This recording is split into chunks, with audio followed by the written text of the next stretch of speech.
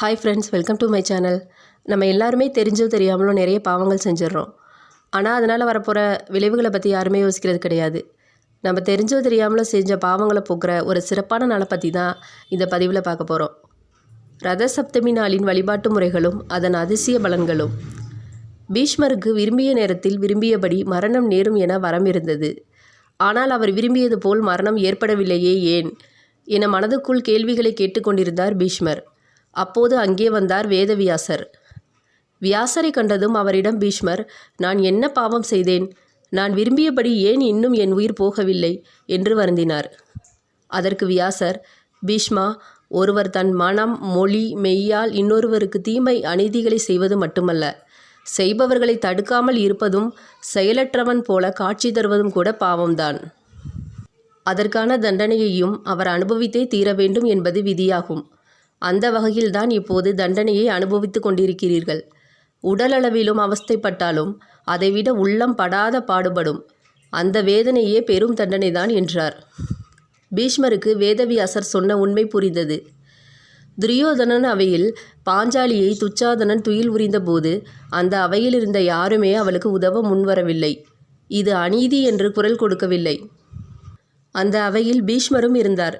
ஒரு மாபெரும் அநியாயம் நடந்தும் அதை தடுக்கக்கூடிய நிலையில் இருந்தும் அதை தடுக்காமல் போனதன் காரணமாகத்தான் இப்போது அம்பு படுக்கையில் உயிர் பிரியாமல் தவிப்பதை உணர்ந்தார் பீஷ்மர். வேதனைப்பட்ட பீஷ்மர் வியாசரிடம் இதற்கு என்ன பிராயச்சித்தம் என்று கேட்டார். யார் ஒருவர் தான் செய்தது மகா பாவம் என்று உணர்ந்து வருந்துகிறார்களோ அப்போதே அந்த பாவம் அகன்றுவிடும் என்று வேதம் கூறுகிறது. எனவே பீஷ்மா, நீ இப்போது உன்னுடைய பாவத்தை உணர்ந்தாயோ அப்போதே அது உன்னிடமிருந்து அகன்றுவிட்டது.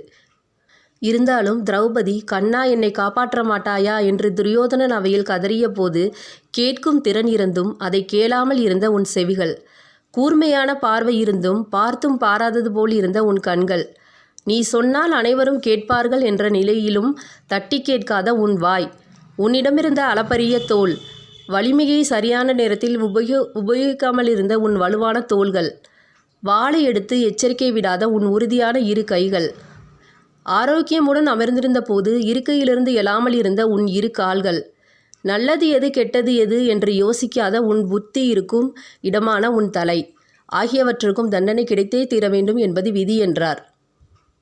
அப்படியென்றால் என்னுடைய இந்த அங்கங்களையும் பொசுக்கக்கூடிய வல்லமை படைத்தவர் அந்த சூரியன்தான். சாதாரண அக்னியின் சூடு போதாது, என் அங்கங்களை தீக்க சூரிய சக்தியை பிழிந்து தாருங்கள் என்று தன்னிலை உணர்ந்து வேதவியாசரிடம் வேண்டினார் பீஷ்மர். உடனே வேதவியாசர் முன்கூட்டியே கொண்டு வந்திருந்த எருக்கன் இலைகளை பீஷ்மரிடம் காண்பித்து, பீஷ்மா, இந்த எருக்கன் இலைகள் சூரியனுக்கு உகந்தது. இதன் பெயர் அர்க்கபத்திரம். அர்க்கம் என்றால் சூரியன் என்றே பொருள். சூரியனின் முழு சக்தியும் இதில் உள்ளது. ஆகவே இந்த இலைகளால் உன்னுடைய அங்கங்களை அலங்கரிக்கப் போகிறேன். அவை உன்னை புனிதப்படுத்தும் என்றவர். அதன்படி பீஷ்மரின் அங்கங்களை எருக்கன் இலைகளால் அலங்கரித்தார் வியாசர்.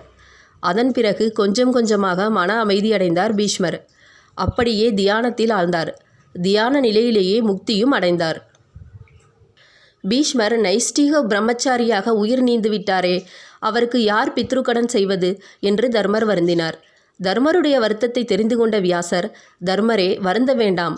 ஒழுக்கம் தவறாமல் நேர்மையான பிரம்மச்சாரிக்கும் தூய்மையான துறவிக்கும் பித்ருக்கடன் என்பது அவசியமே இல்லை. அவர்கள் மேம்பட்ட ஒரு உயர்நிலைக்கு போய்விடுகிறார்கள். சொல்லொன்றும் செயல் ஒன்றுமாக திகழ்பவர்கள்தான் பாவிகள். ஆனால் பீஷ்மர் தன் வாக்கு தவறாத தூய்மையானவர். இனி வருங்காலத்தில் பாரத தேசமே பீஷ்மருக்காக நீர்க்கணல் அளிக்கும். ரத சப்தமி அன்று தங்கள் உடலில் எருக்கன் இலைகளை வைத்துக்கொண்டு குளிக்கும் மக்கள் தங்கள் பாவங்களிலிருந்து தங்களை விடுவித்துக் கொள்வார்கள். அதோடு பீஷ்மருக்கு நீர்க்கணல் அளித்த புண்ணியமும் அவர்களுக்கு கிடைக்கும் என்று வியாசர் கூறினார்.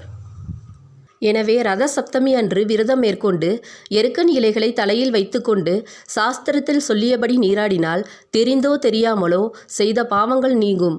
அதற்காக மென்மேலும் பாவங்கள் செய்து அடுத்து வரும் ரத சப்தமியில் போக்கிக் கொள்ளலாம் என்று நினைக்கக்கூடாது. தவிர ரத சப்தமிக்கு அடுத்த நாள் அஷ்டமி திதி. இந்த அஷ்டமி திதியை பீஷ்மாஷ்டமி என்பர். அன்று புனித நீர்நிலைக்கு சென்று பீஷ்மருக்கான தர்ப்பணமும் நம்மில் வாழ்ந்த முன்னோருக்கான பித்ரு பூஜையும் செய்தால் சுகமான வாழ்வு நிரந்தரமாக கிடைக்கும் என்பது நம்பிக்கை.